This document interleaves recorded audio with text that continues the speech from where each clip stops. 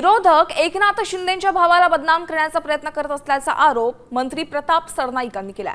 प्रकाश शिंदेंकडून गावातील जागा भाड्याने दिली असून भाडेकरू काय करतो हे मालकाला काय माहित असं त्यांचं म्हणणं आहे।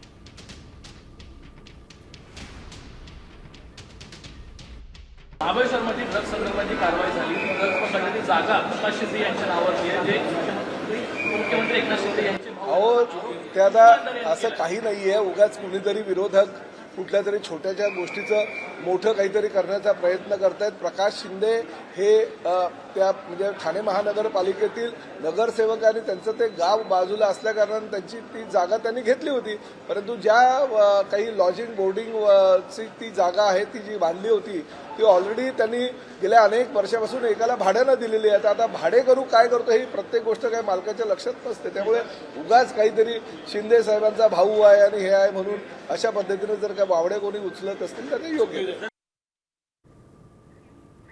या क्षणाची एक मोठी बातमी आपण पाहतोय। काँग्रेस प्रदेशाध्यक्ष हर्षवर्धन सपकाळांनी प्रकाश शिंदे यांच्यावर मोठा आरोप केलेला आहे। प्रकाश शिंदे हे उपमुख्यमंत्री एकनाथ शिंदे यांचे भाऊ आहेत आणि त्यांच्या गावामध्ये ड्रग्जचा कारखाना आहे असा आरोप विरोधकांनी केलेला आहे।